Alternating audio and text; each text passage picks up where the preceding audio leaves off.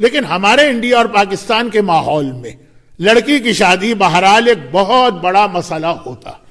ایک خاص عمل عرفات کے دن بیٹیوں کی شادی کے حوالے سے بتایا گیا، اور میں ہر سال حج کے موقع پر یہ عمل کرتا رہتا ہوں. مومنین اپنے نام دیتے ہیں تو وہ لسٹ ہی اتنی بڑی ہو جاتی تھی آخری 2 سالوں میں کہ میں نام نہیں لیتا تھا کہ بھئی اگر یہ نام لوں گا تو آدھا تو اعمال کا وقت اس میں ہی چلا جائے گا.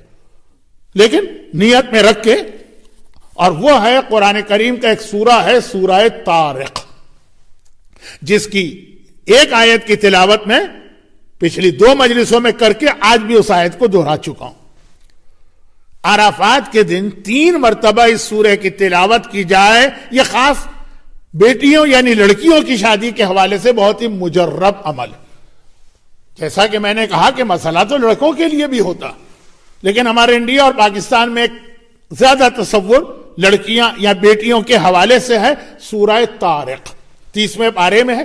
ابھی آپ نے میری مجلس سے پہلے جس سورہ کی تلاوت سنی سورہ نبا، اس کے فوراً اس کے بعد کا یہ 2-3 سورہ چھوڑ کے چیک کیجئے سورہ طارق. بہترین عمل ہے. اس کے بہت سارے واقعات ہیں، لیکن کسی اور مجلس میں آج واقعات کے پڑھنے کا موقع نہیں. لیکن بہرحال مجھے یاد ہے کہ جب میں نے 8-10 سال پہلے یہ سلسلہ شروع کیا تھا تو 2 نام تھے. پچھلے سال 2500 نام میرے پاس تھے ان بچیوں کے،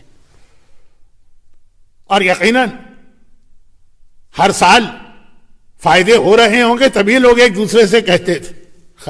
تو یہ تو میں نے ایک ضمنی بات بتائی کہ بہت ہی مجرب یہ سورہ ہے بیٹیوں کی شادی کے لیے.